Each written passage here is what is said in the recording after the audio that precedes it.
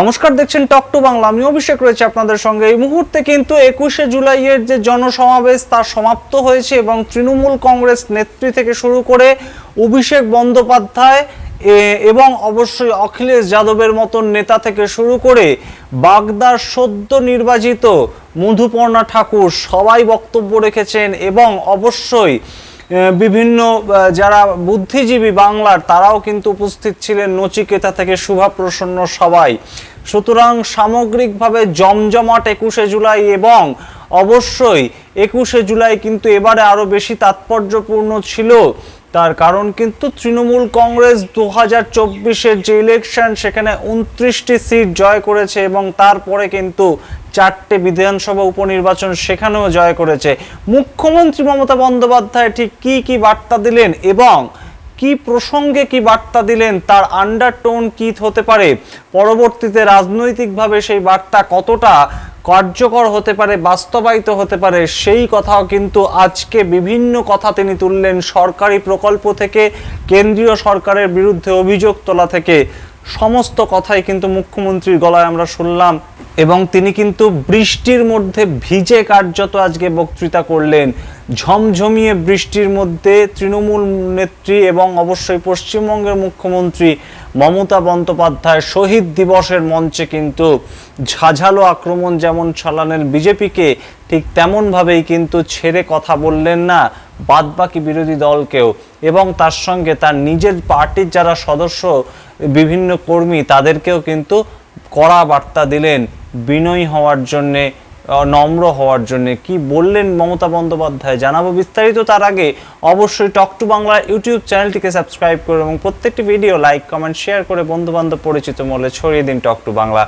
আসছি খবরে।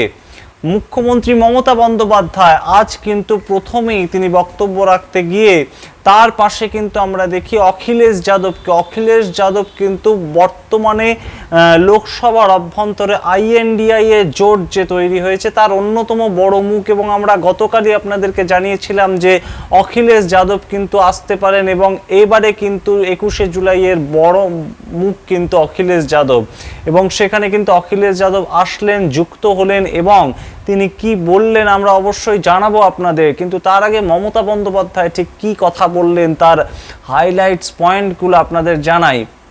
মমতা বন্দ্যোপাধ্যায় কিন্তু লক্ষ্মীর ভাণ্ডার থেকে শুরু করে স্বাস্থ্য সাথীর মতন প্রকল্পে যে বিভিন্ন সরকারি প্রকল্পগুলো আছে কিংবা বিধবা ভাতা এর মতন যে প্রকল্প সেগুলোর খতিয়ান দিলেন এবং সেই ক্ষেত্রে রাজ্য সরকারের কতটা ঠিক খরচা সেই খরচাও কিন্তু ইতিমধ্যেই মমতা বন্দ্যোপাধ্যায় দিয়েছেন। তিনি বলেন 2,15,00,000 মহিলাকে অলরেডি লক্ষ্মীর ভাণ্ডার দেওয়া হচ্ছে এবং তার পেছনে মোট যে টাকা খরচা হয়েছে রাজ্য সরকারের তরফ থেকে 60,000 কোটি টাকা।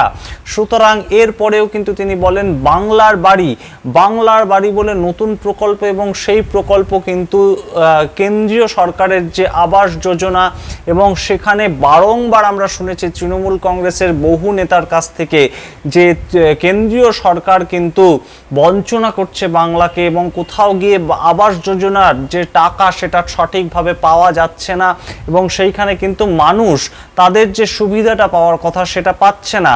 এখানেই কিন্তু বাংলার বাড়ি প্রকল্পের মাধ্যমে মা মাটি মানুষের সরকার বা তৃণমূল সরকার কিন্তু টাকা পৌঁছে দেবে এবং সেই টাকার বিনিময়ে সাধারণ মানুষ বাড়ি করে থাকতে পারবেন, এমনই কিন্তু জানালেন মুখ্যমন্ত্রী মমতা বন্দ্যোপাধ্যায়। তিনি আরও জানান বিজেপির সাথে হাত মেলাবো না।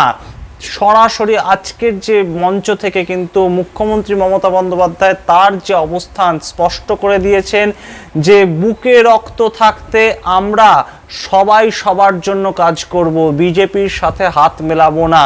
এই যে বক্তব্য মুখ্যমন্ত্রী মমতা বন্দ্যোপাধ্যায়ের অত্যন্ত রাজনৈতিকভাবে তাৎপর্যপূর্ণ মনে করছে এই মুহূর্তে সারা ভারতবাসী, কারণ ইন্ডিয়া জোট বা INDI জোটের কিন্তু তৃতীয় বৃহত্তম দল তৃণমূল কংগ্রেস। প্রথমে কংগ্রেস, তারপর সমাজবাদী পার্টি অর্থাৎ অখিলেশ যাদবের দল এবং যিনি আজকে উপস্থিত ছিলেন মুখ্যমন্ত্রী মমতা বন্দ্যোপাধ্যায়ের পাশে, তারপরেই কিন্তু তৃণমূল কংগ্রেসের 29 জন সাংসদ এবং সেই জায়গা থেকে মুখ্যমন্ত্রীর এই যে অবস্থান স্পষ্ট করে দেওয়া যে NDA জোট বা বিজেপির সঙ্গে কোনো অবস্থাতেই কোনো কারণেই তিনি হাত মেলাচ্ছেন না, তা কিন্তু আজকের রাজনীতিতে অত্যন্ত তাৎপর্যপূর্ণ।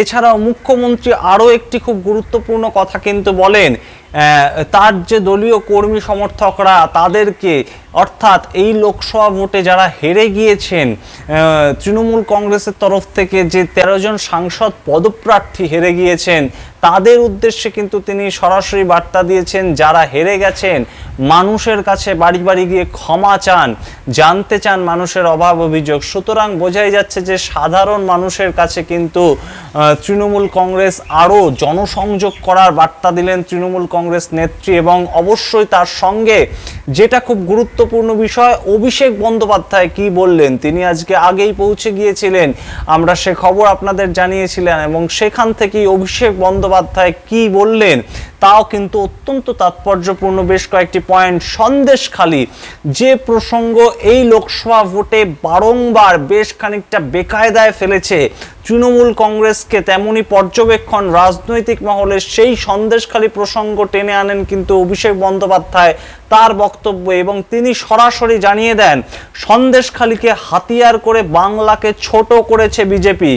এবং সেই সন্দেশখালী বিধানসভা, অর্থাৎ যে সন্দেশখালী গণ আন্দোলন এবং যে সন্দেশখালী নিয়ে এত চর্চা, সেই সন্দেশখালী বিধানসভাতে যে লোকসভার আন্ডারে পড়ে, অর্থাৎ বসিরহাট লোকসভা, সেই বসিরহাট লোকসভা থেকে যে তৃণমূল কংগ্রেসের প্রার্থী 3,50,000-এরও বেশি ভোটে লিড পেয়ে জয়যুক্ত হয়েছেন, তা নিয়েও কিন্তু বিজেপিকে, অর্থাৎ বিজেপির অত্যন্ত গুরুত্বপূর্ণ যে জায়গাটা ছিল হাতিয়ার বলা যেতে পারে, তাকেও খোঁচা দিতে ছাড়েননি অভিষেক বন্দ্যোপাধ্যায়। এবং আমরা অবশ্যই জানি যে অভিষেক বন্দ্যোপাধ্যায় ভোটের রেজাল্ট বেরোনোর পরেই কিন্তু তিনি দেশের বাইরে গিয়েছিলেন তার চিকিৎসার কারণে, সেখান থেকে ফিরেছেন, এবং ফিরে তার কিন্তু এটি প্রথম একটি জনসমাবেশ ছিল জননেতা হিসাবে, দেশের নেতা হিসাবে। সেই জায়গা থেকে কিন্তু অভিষেক বন্দ্যোপাধ্যায় আরও যা বলেন তা কিন্তু আরও বেশ গুরুত্বপূর্ণ। বিজেপির সম্বন্ধে তিনি বলেন, বিজেপি মদ খাওয়ানোর জন্য 40 কোটি টাকা খরচ করেছে শুধু ভোটের দিন, অর্থাৎ বিভিন্ন জায়গায় যে ভোট হয়েছে কর্মী সমর্থকদের মদ খাওয়ানোর জন্য।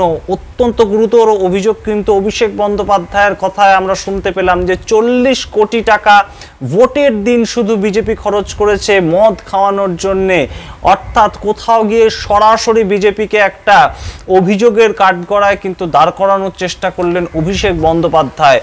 তেমনই কিন্তু রাজনৈতিক মহলের পর্যবেক্ষণ। তারপরে কিন্তু তিনি 100 দিনের টাকা দিচ্ছে না কেন্দ্রীয় সরকার, যে অভিযোগ অভিষেক বন্দ্যোপাধ্যায় বারংবার করেছেন। এবং আমরা দেখেছিলাম 2023 সালের অক্টোবর মাসেও কিন্তু অভিষেক বন্দ্যোপাধ্যায় রাজভবনের বাইরে ধর্নায় বসেছিলেন এই 100 দিনের টাকার যে পাওয়া যাচ্ছে না তার প্রতিবাদে। এরপরে তিনি দিল্লি যান, সেখানেও গিয়ে ধর্নায় বসেন তৃণমূল সাংসদরা। সেই ক্ষেত্রে কিন্তু আজও 21শে জুলাইয়ের মঞ্চ থেকে কিন্তু অভিষেক বন্দ্যোপাধ্যায়ের সরাসরি যে উদ্দেশ্য, সরাসরি অভিযোগ 100 দিনের টাকাই নয়, আবাস যোজনার কোনো টাকাও পাওয়া যাচ্ছে না, তেমন কথাও কিন্তু শোনালেন অভিষেক বন্দ্যোপাধ্যায়। এবং তিনি বললেন যে বাংলার মা মাটি মানুষ সরকার, যাদের আবাস যোজনায় যে সমস্ত মানুষের নাম ছিল তাদের সবার কাছে বাংলার মা মাটি মানুষের সরকার সরাসরি টাকা পৌঁছে দেবে বাড়ি তৈরি করার জন্য। সুতরাং বোঝাই যাচ্ছে যে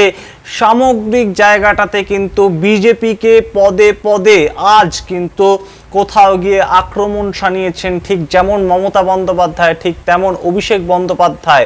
এবং সেই জায়গা থেকে কিন্তু অভিষেক বন্দ্যোপাধ্যায় কর্মীদের উদ্দেশ্যে আরও বিনয়ী হওয়ার যে আবেদন, আরও নম্র হওয়ার যে আবেদন, সেই আবেদনও কিন্তু রাখেন অভিষেক বন্দ্যোপাধ্যায়। সুতরাং আমরা যেখানে দেখেছি তৃণমূলের বিভিন্ন সাংসদ আক্রমণ করেছেন বিজেপির এবং এনডিএ সরকারের বিরুদ্ধে, সেখানেই কিন্তু আমরা দেখেছি উত্তরপ্রদেশের সমাজবাদী পার্টির যারা সাংসদ তারাও কিন্তু একইভাবে সুর চড়িয়েছেন এনডিএ সরকারের বিরুদ্ধে। সুতরাং সেই জায়গা থেকে কিন্তু সামগ্রিক চিত্রটা আজকে বেশ খানিকটা বোঝাই গেল যে আইএনডিআইএ যে জোট, আইএনডিআইএ জোটের যে ইউনিটি সেটা কিন্তু অটুট রয়েছে। এবং অবশ্যই কোথাও গিয়ে বিজেপির উদ্দেশ্যে কিন্তু কড়া বার্তা দিলেন অখিলেশ যাদব থেকে মমতা বন্দ্যোপাধ্যায়। আমরা অবশ্যই নজর রাখবো যে অখিলেশ যাদব কি বললেন আজকের এই অনুষ্ঠানে, এবং অবশ্যই তিনি যে বার্তা দিলেন বিজেপি সরকার পড়ে যাবে, সেই সমস্ত খবর জানাবো আপনাদের অবশ্যই আজ সারাদিন ধরে বিভিন্ন 21শে জুলাই সংক্রান্ত নিউজ আপডেট পেতে